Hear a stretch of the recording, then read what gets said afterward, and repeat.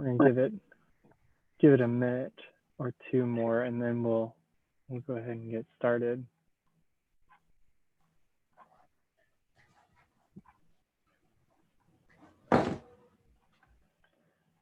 For those of you that are just joining, asked if we can in that participant list, use the more button and rename yourself. If you can give us first and last name. If you want to add organization in parentheses, that's fine, or after a comma, whatever you feel like. First and last name is probably the most important piece.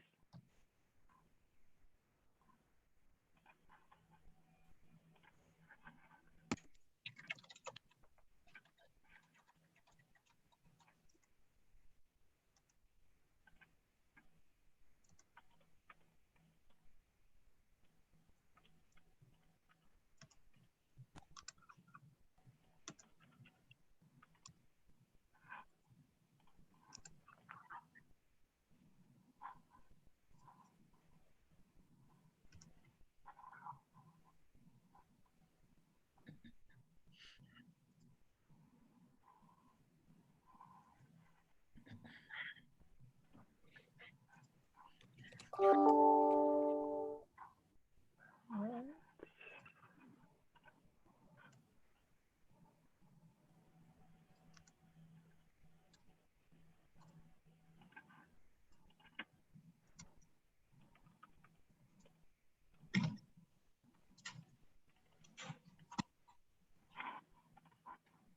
think we're close. Yeah, we got 31 people so far. Yeah. Good number. 36 maybe, as I thought we had on the accepted list. Give them one more minute. How about that? Okay.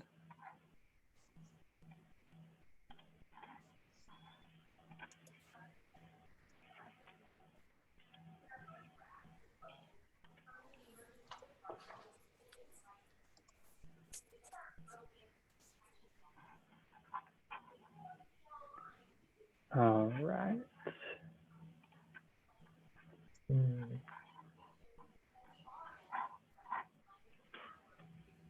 You want to go ahead and get started? Yeah, let's do it. You wanna Yeah. start it off? I will. Well, welcome everybody to our third Greenway Master Plan Update Steering Committee meeting. I know it's been an awfully long time since the last time we met, but that does not mean that work hasn't progressed. We've actually gotten quite a bit done over the last six months or so. And Jared is going to give you an overview of all of the things that we've completed. We're going to split up into 2 breakup groups today. I'm excited about that. First off, I just want to make sure, can everybody hear? If anybody's having any problems, let us know now. Okay. Well, with that, then I'll turn it over to Jared. All right. So everybody can hear me. That's great. And I would just echo, welcome everyone. Thanks for joining us today. I will make sure that Ben is going to be running logistics for us. If you'll make sure that you're recording this meeting. As Chris mentioned, we're going to break out. Actually, we're going to have 2 different breakout group sessions during this meeting. And so we want to give you some overview, but first of all, just thanks for being here and taking some time. I'm going to go ahead and start sharing my screen. Let's see here. And then if Chris, you could give me a head nod that you can see my screen. Does that look good? All right, perfect. Well, again, this is our meeting number 3, and it has been a little while since we've been together. So we want to give you an overview of kind of what's been done thus far. We want to talk about some things that have changed, but we also want to continue to engage all of you in the conversation. And so what we're going to be talking about today, you can see here, this is just a big agenda. Welcome, we've been there. We're going to talk a little bit about some of the updates to the schedule. We're going to give you an overview of some of the pieces that we've been working on. And then we're going to, after that, that overview, we're going to have our first break into small groups where we're going to dive into a little bit more detailed conversation. Next, we're going to have a look at some of the prioritization factors as well as some of the map updates that we're proposing. And then we'll talk about next steps. We have this scheduled till 4 o'clock. We want to make sure that there's time in our smaller groups to have good discussion. If we can get you out of here early, we will do it. But we're just gonna move at a pace that keeps people interested, and hopefully no one falls asleep during any of this. So just a quick review of our second meeting, which was back in March. We gave you an update, and what I would say is kind of like an early update on the public input status. We talked about some of our planned engagement activities, and I don't know if all of you remember, but in March, things felt very different than they do now. I think we had some thoughts about what we may be able to do and maybe how things could change. Some of that has changed and not in the way that we like, but we've still tried to make a very conscious and intentional effort to engage the community. And I think that you'll hear how we've done that thus far, and then how that will continue during this presentation. We've talked a little bit about the existing trail classifications. We'll talk a little bit more about those today in smaller groups. And we did some interactive polling. So since then, we have seen some things change. And I think that some of this is really beneficial to our project. You know, when COVID-19 and really things started moving virtually, and a lot of, people started working from home, we had originally anticipated this project kind of wrapping up at the end of 2020 in December. And we recognized that not only with COVID-19, but also a lot of like civic unrest, that we needed to take a little bit more time. We needed to push out our public input period and really start to think about how to transform kind of our process. And so with the city, I think that it's been a really wise move to kind of push the end of this project to midsummer of 2021. We're gonna look at having a draft plan ready November, December of 2020. And then you can see we've got some public engagement periods that are gonna be coming up. So December 2020 into the beginning of January of 2021. And then again in the spring, we anticipate that first period being an opportunity for the public to see the draft plan and hear about the recommendations, give us feedback, and then that March and April period being a chance to refine some of those. We really like the approach that the city is taking with some of their virtual open houses. We're thinking about how these open houses can be accessible to everyone, both in an on-demand as well as a live format. And so more information to come on that. We're going to continue to use online surveys as well as contacting some community-based organizations. And you'll hear a little bit about how we've done that thus far and how that can be used later as well. So with that, what has been done so far? I think you've seen some, but we started with this needs assessment, and this is an overview of the larger document, kind of what I would say is the 4 big sections. Really, this needs assessment is trying to take a snapshot of the capital area Greenway system and understand what does it look like today.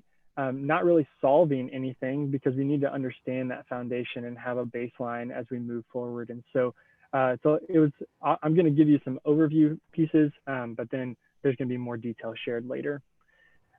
First, there was this idea of barriers to access, and we looked at a lot of different things. Level of service, kind of Greenway access that the Parks and Recreation Cultural Resources Department has already worked on previously. We looked at sidewalk connectivity, bikeway connectivity, how existing high frequency transit and transit stops, as well as future development with bus rapid transit coming, all tied in. We looked at the community vulnerability index that Wake County uses and the city has also been using to understand where issues from an equity standpoint could be.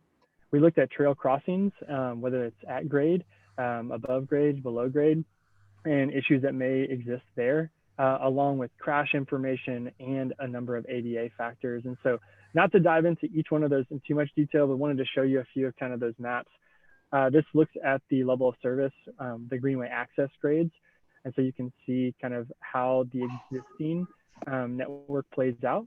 You can also see we started looking at some of the slope analysis of our trails, understanding that slope is absolutely a factor when it comes to ADA compliance, and can be a barrier in itself. This is a look at some of the community vulnerability index and understanding what parts of our community may be more vulnerable, and may use the Greenway system as a means of transportation and just for daily trips. Also, we looked at barriers to access. So this is looking at bikeways, and we started to think about bikeways where they exist, and we looked at half mile, mile, mile and a half, and 2 mile. And so there's a lot of data on how that connectivity, not only with the existing bikeway network, but also the proposed, can play into creating a more robust and more connected network. And then also looking at some of the crash information, understanding that we really want to mitigate anything that we can when it comes to crash, characteristics that may be causing crashes. And so this is just another look at getting that snapshot. The needs assessment also was looking at amenities, and from this group we've heard, as well as through a lot of our public outreach and engagement, that amenities are really important when it comes to the Greenway and the trail network. And so we looked at a variety of things: signage, comfort stations, which include restrooms, drinking fountains. We looked at bike parking and repair areas, seating, refuse receptacles and recycling, as well as public art. And so just, again, trying to get a snapshot of what things look like today. So a few of the things to highlight, you can see this is actually, we're identifying where wayfinding signage existed, not only at access points to the trail system, but also at trail-to-trail intersections. We looked at some of the comfort stations along the system, most of which, especially with restrooms, are located within park facilities. But we understand that because of implementing and building a restroom in a low-lying, flood-prone area can be difficult in and of itself. And so just really getting a snapshot of where those are along the system. We also looked at seating areas and understanding that seating, not only near access points, but not having large gaps in seating can help a user. And so we started to think about the half mile from access points, and if seating existed in some of those places and where it may be lacking. And then public art, there's not a ton of public art that's actually along the Greenway system, but there are opportunities, and I think that it's a great opportunity to engage people with local artists. And I know that the actual North Carolina Art Museum and some of the installations there are attractions, but those are part of the art museum and not necessarily part of the Greenway Trail Network. Some of the key findings of the needs assessment: one, we understand that some of the sidewalk gaps can be limiting. When we think about access to trails, it really comes down to not only having sidewalks on one side of the street, but having sidewalks on both sides and a safe and a suitable crossing to wherever that trail access point may be. And so there are some gaps, and that could be a limiting factor, not only from just an able-bodied pedestrian, but also a pedestrian with disabilities. At-grade trail crossings could benefit from some updated design treatments. And obviously some of the underpasses or overpasses, there are issues that could be associated with those as well. Connections to transit are limited. While the actual Greenway Trail Network does cross a variety of transit lines, some of our highest frequency lines could be served better by our trail system. And there are proposed trail lines that do access some of those high frequency corridors. Comfort stations, as well as lighting, could benefit users, not necessarily just near the access points, but also along the trails themselves. Obviously, this is a lot bigger conversation when it comes to where trails are located, and even how street lights can be beneficial to some of these trail crossings, as well as the comfort stations within parks. And then lastly, wayfinding signage is an opportunity. There is a lot of wayfinding signage that already exists along the network, but how do we make it more clear to users when they're trying to make decisions, is one of the things that we've heard from several of you, as well as in our public engagement. Another thing that's been done since the last time we talked is an evaluation of some of the policy. And really, this is from a high level. There's a lot of detail that goes into this, but we're looking at trail placement, funding, easement dedications, and requirements, and then that memo ends with some key findings. The importance and the value in policy evaluation really comes down to how do we get these things, how do we get trails and greenway corridors implemented?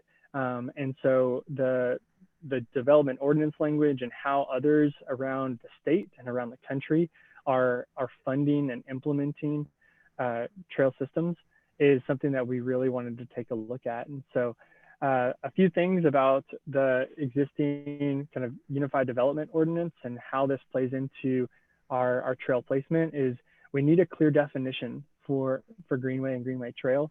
And then right now we're looking at we're limited to those flood prone areas. And so if we're going to move into a trail system that is outside of just those areas, we need to look at updating those like others in the state, but also across the country.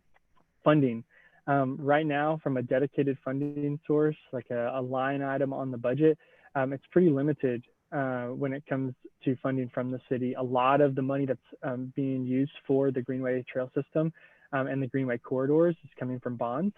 And ultimately, our system is really big and it's robust, and it's something that people in the city and the people that we heard from our focus groups and in our public engagement, they like how grand the capital area Greenway system is.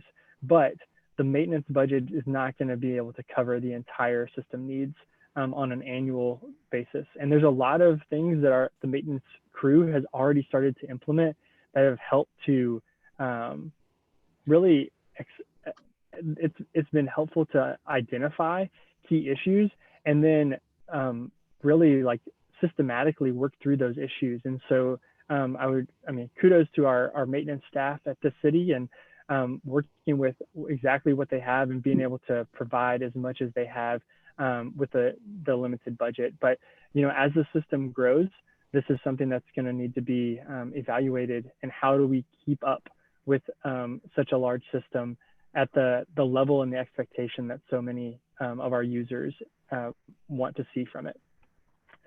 Easement dedication. Right now, the easement dedication is only required for residential development and within the floodplain areas.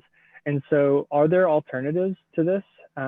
Yes, we think that we can expand upon this.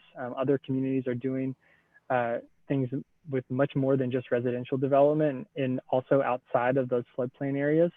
And so we really wanted to think about, are there alternatives to some of the easement dedication? We also think there's opportunity for this plan to identify locations where developers, if policy and language could be updated, could actually build some of those trails or provide the key connections or the space to provide those connections. And then there's opportunity for incentives. Currently, there's not many incentives, but there are some, and other communities are providing or like identifying additional incentives for that easement dedication. And so some of the key findings from the evaluation is that we really need to clarify some of our terms. We need to talk about location of those trails if they're going to be outside of just stream corridors. Thinking about diversifying how our funding sources, whether it's not just coming majority from bonds, maybe there's more that's coming from the city, or maybe there's other ways that we could be passing funding measures. Dedication's obviously a big deal, and we need to think about how the dedication can be expanded to other places that are not just along the stream corridors, and then the opportunity for more incentives through the standards that we're putting forward, and potentially some of the guidance that we can give. So with that, I'm going to take a break with my voice. I'm going to hand this over to Ashley Schultz, who's part of our tool design team, and Inga Kennedy to talk a little bit more about kind of the summary when it came to the public input since the last time we spoke. So Ashley, just feel free to tell me next slide. Okay, awesome, thanks Jared. So we're going to overview the community engagement that we've conducted up to today, up to this point. And this outreach has really focused on listening to you all and to people throughout the Triangle so we can better understand what you love about the Greenway system, ways it can be better for current users, ways it can be more accessible for those now, and how we can accommodate uses of transportation. So far, we've held steering committee meetings. This is the third. We had an online survey, which received just over 4,000 responses.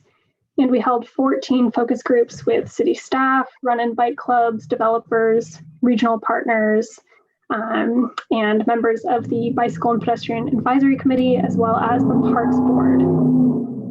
And we also did some community-based outreach with the community-based organizations in response to the coronavirus pandemic. And we're going to dive into that a little bit later. I also want to highlight that, as Jared kind of covered previously in our updated timeline, there will be more engagement periods in the future that will include a variety of engagement methods. So this is just kind of the summary of that kind of listening engagement session. Go ahead and go to the next slide, Jared. So first, we're going to dive into the online survey results. And this survey was live from the end of February through the end of July. And these maps show you the number of survey responses by location. So at the regional level, which would be the map on the left, most surveys were taken in Raleigh, Garner, Knightdale, and the Falls of Neuse area, those pink and red dots. And then if we zoom in and look at the map on the right, we can see that the North Raleigh area, downtown, and Southwest Raleigh completed more surveys than other areas of the city. Next slide. So this map shows every survey that was completed within the 440 Beltline. It's a little overwhelming, but the results are similar to the previous maps. We're seeing more surveys that were completed in central downtown and north of the Hillsborough, New Bern kind of cross streets, and less in the South Raleigh. Next slide. Okay, so here is the age distribution of our respondents. Most of the respondents were, well, I should say the largest group of our respondents were between 25 and 34. And interestingly, that's also the largest age group in the city of Raleigh. We did not see a lot of youth engagement through the survey, so that I think is an interesting finding from these results. Next slide. And here is our gender breakdown. It's a pretty even split between people who identify as male and female, with a small proportion of people that are non-binary or have a third gender. Next slide. And the racial and ethnic composition of survey respondents was mostly white, and representation from participants who identify as Black, Latinx, or Asian were much lower than the city's demographics. Interestingly, we had a lot of respondents who did not want to share this information with us. So it's a little hard to tell what the real breakdown is, because as you can see on the graph, about almost 30% of people did not answer this question or selected that they didn't want to share. Next slide. So this is income. And the first thing to note is that, again, this is information that people didn't really want to provide. Over 50% of the people that completed our survey either didn't complete the question or selected prefer not to say. So of those that did respond, most of them are in the higher income brackets. But again, it's a little hard to tell what's really going on with this particular demographic. Next slide. And the last demographic we'll cover is education. And so most of the people that completed our survey have at least a bachelor's degree. You can see about 46%, and many reported that they have a graduate or professional degree. So Raleigh residents who didn't receive a high school diploma or an undergraduate degree are underrepresented in the results of our survey. And next, we're going to dive into some major themes from the survey. Next slide. All right. So when we asked people how often they use the Greenway Trail network, most people reported using it either a few times a month, 44%, the red in the pie chart, or a few times, few times a week is the red, 44%, or a few times a month, which is the light gray, 29%. Few people who completed the survey have never used the system. It's only 2% of respondents. So that's interesting. And next slide. And looking at how respondents most often get to the Greenway trails, it's an interestingly fairly even split between driving, walking, wheeling, and biking. Most people reported that they walk and wheel, but right behind that is driving, and right behind that is biking. And a small percentage of folks said that they run to the Greenway trails. Next slide. So we also asked respondents to let us know if they believe the city should kind of change this definition of Greenway trails to allow them to be constructed outside of stream corridors. As Jared mentioned earlier, one of the policies is that if the Greenway easement dedication is required within stream corridors, but not outside. And the majority of people that responded to our survey said yes, they think that this is something that should be changed. Next slide. We also asked folks to rank the top 5 factors that encourage Greenway use. And we asked them to do this for 2 different things, one for general Greenway use and one for active transportation. And so this shows the results side by side for those 2 different categories. And what's interesting is that there was a really long list of factors that people could choose from, but the top 5 were the same for both general Greenway use and active transportation use. And that's what you're seeing on the screen right now is what people selected as the top 5.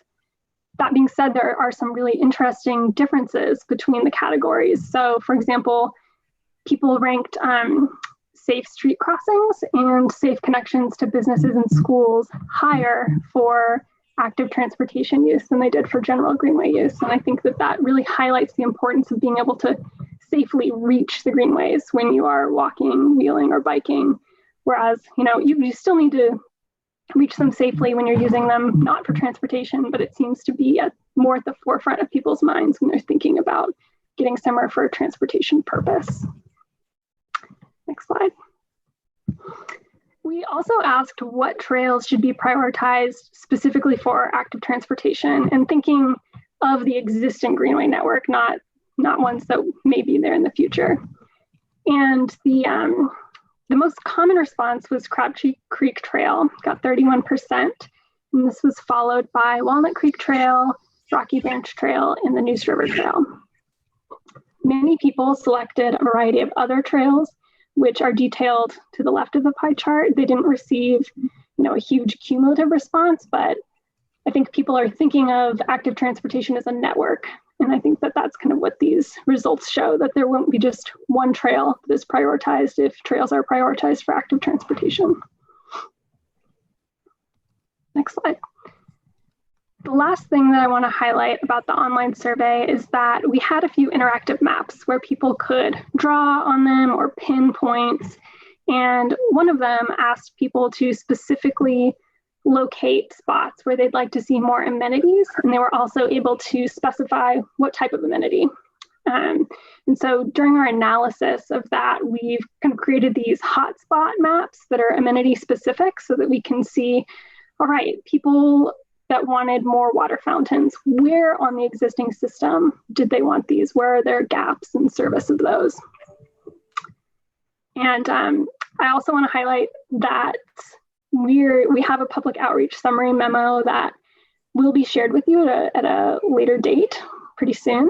And you'll be able to look at all these maps and graphics and charts, at your leisure and dive into all the details, because I know we're kind of really going through this a little quickly.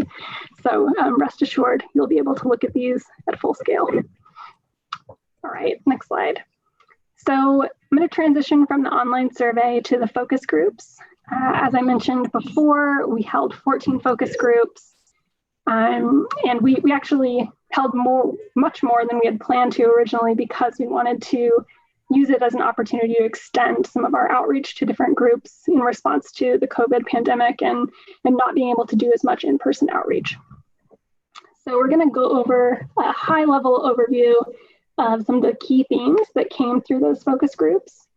And these themes emerged across the focus groups. So it doesn't matter if it was city staff, developers, people that are part of a run or bike club, or people that work at the NC State Parks. You know, all of these focus groups kind of reflected these themes, which is why we pulled them out. So the first theme is that the city's Greenway system is an important and beloved community asset. People love the Greenway. And I think to express this, one participant said that the capital area Greenway system is the city's largest park. Just really thinking about it as that asset. You know, our parks are wonderful spaces, and thinking about it as this linear park network that people can use not only for recreation, but also transportation or other uses. So while people may feel frustrated with some aspects of the system, it was really clear that people are very passionate about the Greenway network because they love it a lot and they want it to be, you know, amazing for everyone. Okay, next slide. So another theme was connectivity, and this was also echoed widely throughout the online survey results as well. Probably the most common theme throughout all of our engagement has been connectivity to the Greenway system. And I think that this quote summarizes this theme really well. It says, gaps, temporary or permanent, have a dramatic impact on usability. And this is obviously talking about areas that lack access to the Greenway trails, or, you know, gaps between trails, or gaps between, you know, pedestrian and bicycle infrastructure and getting to the Greenway trails. But I think it also can apply to Greenway segments that are under lengthy periods of maintenance, and how that can be a barrier to connectivity to where that Greenway was intentionally supposed to take people. Next slide. Funding for the Greenway trails, particularly for maintenance, came up across the groups. One participant noted that we need to elevate the status of greenways, and I think people really brought up the need for dedicated funding, especially for maintenance. Also having a more diverse funding portfolio and exploring creative third-party opportunities or partnerships that can add funding. All of the focus group participants recognized that funding is limited and that's a significant constraint against, you know, the city's Greenway system, especially as we have all this interest in connectivity and want to make it accessible for everyone, and then this desire to maintain and make it just a wonderful user experience. So that was definitely an interesting nuance that held throughout the groups. And many of our focus group participants expressed that they wanted the city to prioritize projects that are efficient with this limited resources, and that they wanted them to pick projects that are the best bang for their buck. Next slide. All right, so both accessibility and user conflicts were other key themes. For accessibility, people felt that it can be really difficult or could feel unsafe to walk or bike to the Greenway system. One participant said, this is a quote, "Getting to them can be a challenge. When you're with your kids, you think twice about crossing busy and dangerous roads." And I think this statement really encompasses the desire of our focus group participants to think about safety and accessibility from an all ages and all abilities perspective, and not just thinking about, you know, simply linking lines on a map, but thinking about that experience of transitioning from one facility to the next and making sure that everyone has the ability to enjoy the trails. User conflicts, particularly between pedestrians and bicyclists, were also brought up. The quote that a participant had for this was, "The Greenway system is a victim of its own success. Everybody loves the Greenway. This causes it to become overpopulated and increases user conflicts due to width." Trail width was brought up a lot, and many participants expressed a desire to kind of revamp or upgrade older trail segments that aren't necessarily built to the design standards of today or are so popular that they might need to be wider. So that was a very common theme. All right, next slide. And the last theme that I'll cover is signage, wayfinding, and awareness of the Greenway system. Participants discussed how difficult it can be to find the Greenway access points. One person said that you have to discover them. It takes a while to find them and you have to seek them out. So kind of reflecting that it's not obvious what is the Greenway system. And especially for someone who's unfamiliar with the system or what signage exists on which trails and at which access points. Others mentioned how easy it can be to get lost on the trails or to navigate the system when there is a closure or a segment's under maintenance and someone may need to leave the trail system and then get back on it and kind of go through like a reroute, so to speak. So I know that I went through that information very quickly, but again, you'll get to review all of this in a very detailed and probably a little lengthy public outreach summary that will be coming your way shortly. I'm going to pass it along to Inga, who will kind of talk through some of the community-based outreach that we've conducted. Thank you. Actually, that was a lot. We've had good participation during some of our earlier discussions with you and some of the thoughts that we had about working with community-based organizations. We wanted to make sure that we drill down and were target specific to some of the communities or segments of the population that are traditionally not participatory. And as we saw some of the early results from the survey, we wanted to again be intentional about that. So we identified almost 40 organizations and institutions around the city, a mix of social service organizations, fraternities and sororities, places of worship, the area's historically Black colleges and universities, and identified contacts within those organizations and provided the information about the project to them.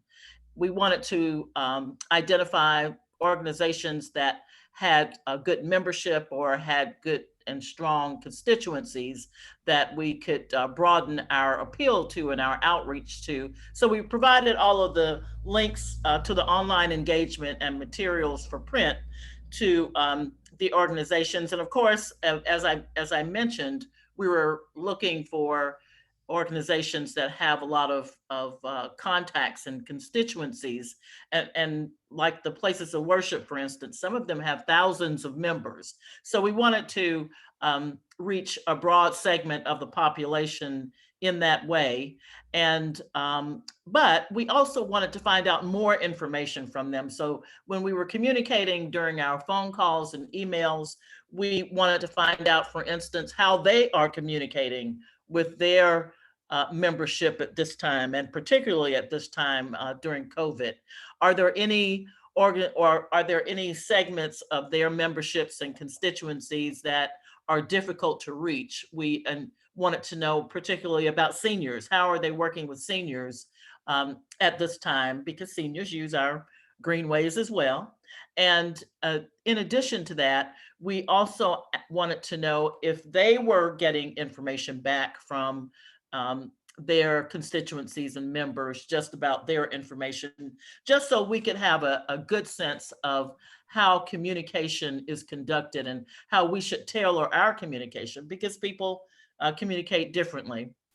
I will say that we did have difficulty verifying that the materials were distributed, but we are going to continue working with these organizations and are continuing to work with the organizations to make sure that they are aware of the process and stay engaged, as well as they begin to open their doors again, we'll show up and provide materials as necessary and as they request, so that they can provide good feedback into our process. So wanted to let you know that we were intentional in reaching out, and that was something that many of you were interested in and wanted us to specifically focus on, and we have. So we'll keep you posted on that as we go through the process as well. Turn it back over to Jared. Thanks, Inga. And I want to just say kudos to Inga, because when she heard all of you express interest, really kind of came up with that idea of, hey, let's put the list together. Let's in a time of COVID-19 where we said, hey, we have to do so many things virtually and online, we kind of resorted back to some analog, like pick up the phone and talk to someone about what was going on. And I think it was really well received. And I would just echo that this is kind of step one. And the fact that we've pushed out the deadline for this process into next year, we hope that the initial contact that we've made with these organizations has started a relationship that we can start to build on as the draft plan comes out, and we want more and more feedback. So again, stay tuned for that. I think it's been really great. All right, so the last thing, and this is going to be the end of our talking before we break into some smaller groups, and hopefully all of you get a chance to do some talking. So the last time that we were all together, we talked about the existing trail classifications, and we had some interactive polling and hearing from all of you. And I think that the feedback that we've gotten has been, it was kind of across a wide spectrum of, you know, we need more information on the classifications. We need to simplify. Maybe it's fine the way it is. And so we've taken a look at those, and we've really started to evaluate other places across the country and how they're doing trail classifications. And let me just say, I think that the purpose of trail classifications, there's a lot of value from an internal and external perspective. One, internally, to have classifications and know how to, you're going to set expectations around those classifications, that you understand the budgeting implications, that you understand the design implications, and then externally to communicate what it means to be on different types of trails.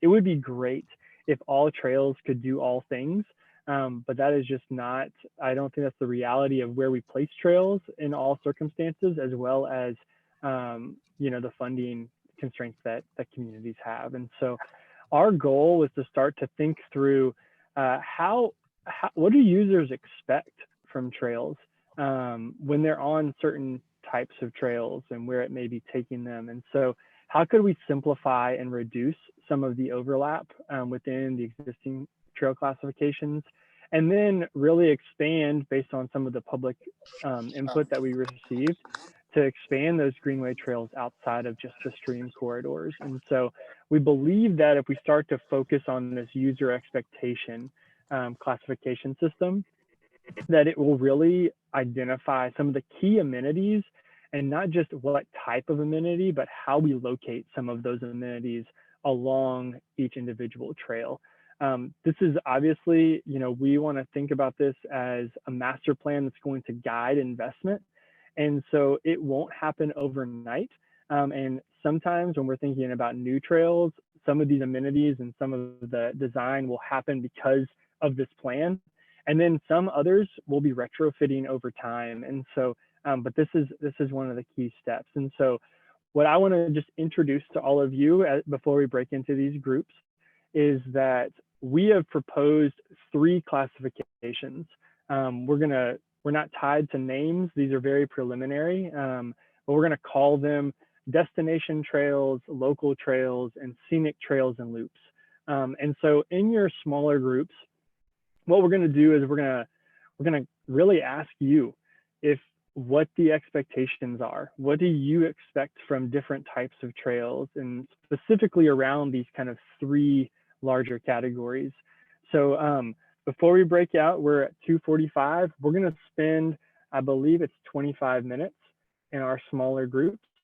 And we're going to, I'm going to ask all of the group leaders to make sure that you're recording your smaller group sessions, and you'll get some notices as we're about to come back into the larger group. So with that, thanks for listening to us with a lot of information. I'm going to ask Ben, our logistics expert, to break us into groups. Make sure that you introduce yourself once you're in those groups. and we'll get started.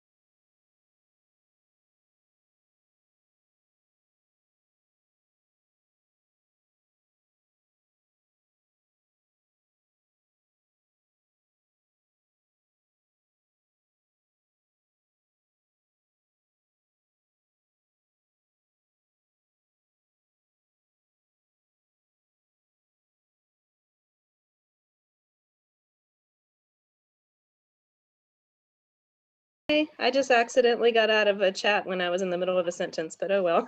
Oh. Hey, Jen, Oh, you hi, Susan. I was like, get this thing off my screen. Oops, that took me back. Dang it. be careful what button you push. Too, I'm sure. How are you? Good, good. Susan just solved all of our problems in our session. Oh yeah, Yeah, it was pretty awesome. 5 minutes, I'll get it done.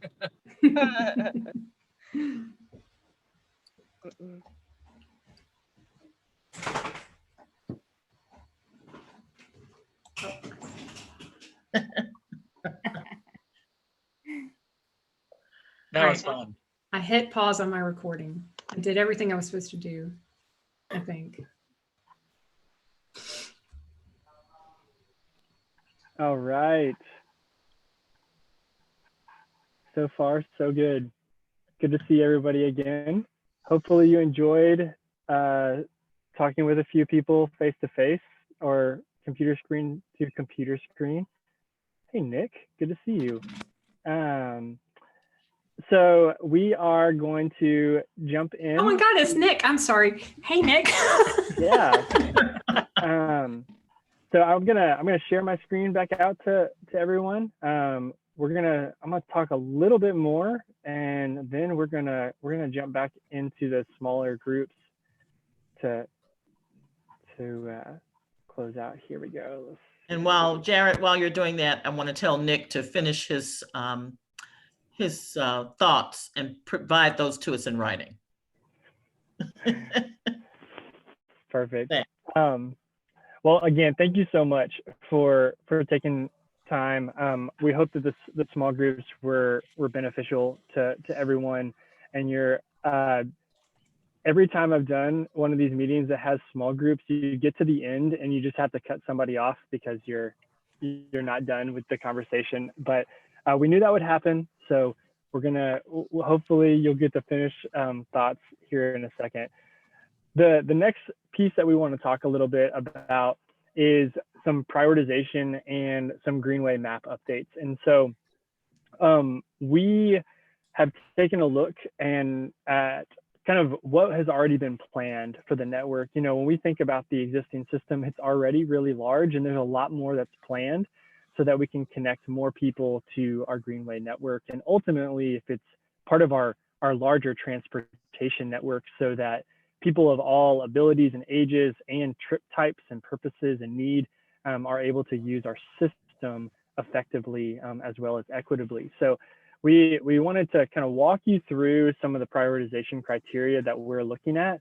And so here's our list of criteria. And what we did was we used a lot of the criteria that the bond program uses, and we modified some of it because we wanted to really think through some of these issues that are more specific to greenways. And so first, you have Greenway access. We're using that community vulnerability index as a measure of equity. We started to think when Ashley talked about our survey results, and then combined with the input from focus groups and all of you, we had to break out our public input criteria into two different things. One was reinvestment into the existing system, like where are those locations, what are those trails, what are those corridors that would need to be reinvested, and then new connections. Are there gaps that we need to be thinking about? Also transit, we think that transit, again, we're thinking about the capital area Greenway system as an element to the larger system for transportation in a lot of ways. Now, we know that there are elements that are going to be a lot more about recreation and getting into more of those natural areas. I'll quote TJ in my group. They really wanted to have his outdoor experiences be as natural as possible. But we think that transit's really important. And we have a lot of transit related projects in the pipeline when it comes to the city of Raleigh. So obviously a key piece of the criteria. Park connectivity and user experience, and then ultimately active transportation. This is kind of twofold. One, those destinations that it connects to, but also we asked people specifically what these active transportation corridors are, and Ashley went over a few of those earlier. So we're not going to go through every single one of these criteria, but what we wanted to show you is that we kind of looked at the city, and we looked at census blocks, and we started to kind of tie each one of these criteria to those census blocks. And so when we flip through, equity, we look at some of the public input on the new connections. We're looking at transit corridors and high frequency transit corridors specifically, and add in all of those other, when we aggregate, what we see is that we have some specific places in our community that start to have higher need than others. And in some of those places, there are existing, or there are already planned Greenway trail corridors or Greenway trails. And then in others, it's just a gap. And so what we wanted to do today, and what we understand by today, is that we're about to show you a map that none of you have had time to digest. There's going to be detail that you probably want to see, or more detail that you want to see. And so what I'm going to do in the next few minutes is I'm going to walk us through just kind of these categories of changes to the map. And after we kind of walk through those categories, we're going to break back into our smaller groups, and we're going to have what we call a first impressions conversation, because we know that you haven't spent time doing kind of the detailed look at this map. But lucky for all of you, we're going to send you home with some homework, and we're going to send you a short survey that has the link to the map that will kind of pop out. You can zoom in to more detail, and then it has a survey related to that map. Just a few questions that you can add some more specific comments. So with that, just know that you are going to get some homework right after this meeting, and those that weren't able to join us today are going to get the same homework as you, just a little less of me talking before it. So existing trails is kind of where we're going to start with this map. Over 117 miles that are already on the ground.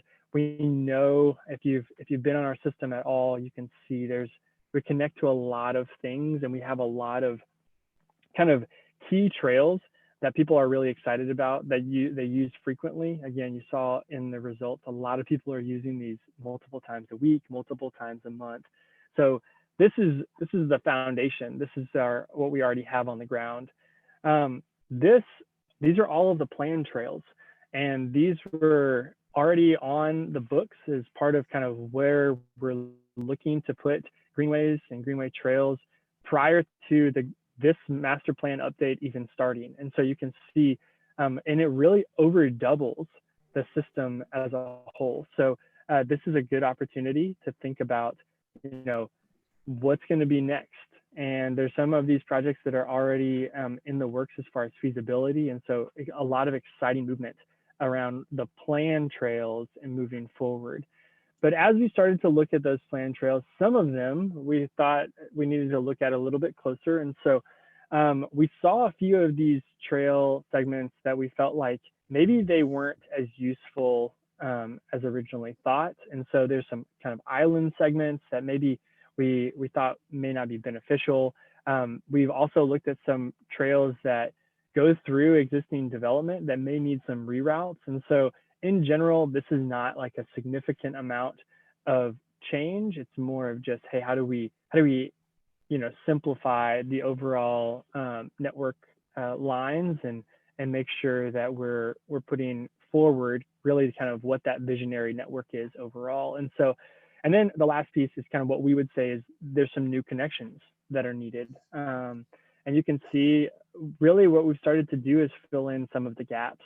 And when we put together the prioritization criteria, we started to look at each individual criteria and then how all of it came together. We really wanted to give more people access to our system. And these new lines started to kind of fill some of the gaps and really connect some of our key destinations as well as transit. And so like I said, we don't expect all of you to have memorized exactly what streets or anything like that these lines are on, but we do want to have kind of a conversation in our smaller groups, really around coverage and kind of, again, your first impressions of changes to the map. What each one of your group leaders will have, it should have this map, and they'll be able to share their screen with you. And so hopefully we'll spend another, I think I've got 15 minutes.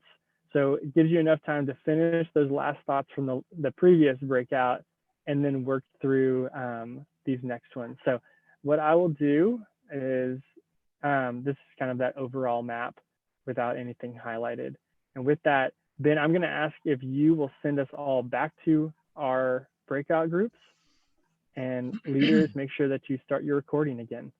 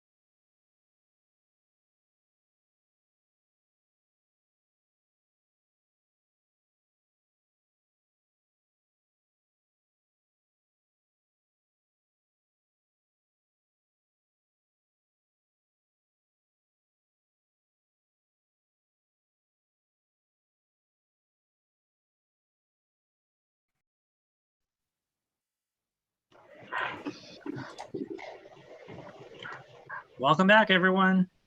Yeah, Ran out of time again. always. Never fails. Okay. Let's see here. Hey, Jared, Yeah. are you in a padded cell, buddy? He's been asked that a few times today. Oh gosh, Okay. I'm in the recording No, studio. it looks like you have a recording studio or a padded cell. That's I like right. it. I'm in the recording studio. No, I'm just a phone booth with carpet walls. Call it what you want. Awesome.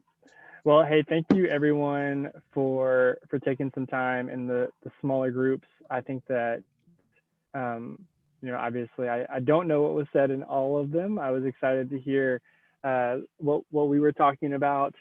Can everybody hear me still? Yes. Am I frozen?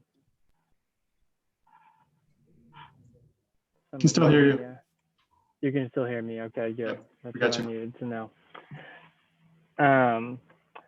So I think that one of the things is exciting. Like I said, we're going to give you some homework to dive into some specifics on the Greenway trails and what the additions were to the map. I think that the one thing that is really valuable to know is that when we started to put together all of the trail pieces, we're kind of evaluating the system. One of the things that we had heard is balancing what's new and new trails with maintenance is obviously something that I think that we're going to continue to struggle with because we have such a large system. And so we wanted to, you know, I think it's easy to add a lot of new lines on a map, especially when you think about every place that you want to connect, every park, your house, right? Stephen brought his house into our conversation. And so I think that what we wanted to do is really focus any new lines. And so we would ask, as you do some of your review, to think about what are those kind of, are we getting it right if we're going to focus what these recommendations or changes to the map may be. So with that, I'm going to share my screen one more time, and I think we might get out of here even a little bit earlier. So let's see here. I'm going to share.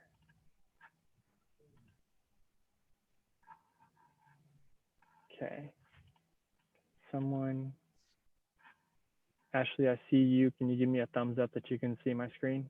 All right, perfect. So our last breakout group, hopefully you all like that. Let's talk a little bit about next steps, and then we'll wrap things up for today. So our next step is a big one, and that's to develop the draft plan. We're thinking that we're going to have a draft plan out toward the end of this year, December 2020. And that's going to be an opportunity for us to bring the recommendations and kind of what's in that draft plan to the public. We mentioned it earlier, the city's going to host a virtual open house. We're excited about this. We're going to have ultimately 2 of them, one in that first period, December, January, and then again in the March, April timeframe, where we're going to have 3 live sessions. Still some conversation on how we can best engage people in a live fashion. And then also creating some on-demand content, knowing that not everyone will have the ability to jump in to a live session, but we don't want them to miss out just because they're not able to. So that on-demand content is really important. We're also going to be giving some updates, just kind of where we are in the process, what we've done, and what we're going to be doing from this point forward to both the Parks Board as well as to City Council in the coming months. And then really it's back to you. We're going to be developing our draft plan, and so hopefully sometime around the new year, all of us are coming back together to talk about that draft plan, talk about the recommendations in a little bit more detail, and then move forward into kind of the refining period, still targeting midsummer next year, 2021. You can tell it's been that kind of week already for that final plan. And we do still plan, we're excited about working with this group, and hopefully, fingers crossed, that by the time that this is adopted, we can have some kind of celebration with all of you. So I think that is all I've got. I'm not sure if there's any questions or comments. I'm going to stop my sharing so I can see all of your faces. And Chris or anyone else, if there's any. I've got, let's see some comments here. We've got Stephen added a link. Cool publication for the Raleigh system. Beverly, will you share any prioritization of the planned trails you did? Yes, absolutely. We'll share that. And you'll be able to see some of that detail in the survey. So the other thing that you should expect is almost right after this, we'll be sending out a link to the survey, and it's simple, but it does give you that that map that we were showing. It will pop it out into a separate window so that you can like review and zoom and then add comments into the survey. The one thing that we do note is we've highlighted any of the planned or the new lines on that map that are along stream corridors. So you'll be able to see the difference between those that are along stream corridors versus those that are along street corridors as you add your comments. Any other, feel free to use that chat. Chris, do you have any other closing comments? I'm gonna give everybody 15 minutes back on their day. I just wanted to say thank you all for making time to join today. I'm really excited about the work that we've done so far and what we're going to continue to do. And then also Stephen and Lisa and Jared and Ashley, if you wouldn't mind staying on just for a few minutes after everyone else has signed off. Absolutely. Well, thank you, everyone. We really appreciate you. Have a great week. Enjoy it seems like fall, maybe it came. So we'll see you soon. Bye. Bye. Bye.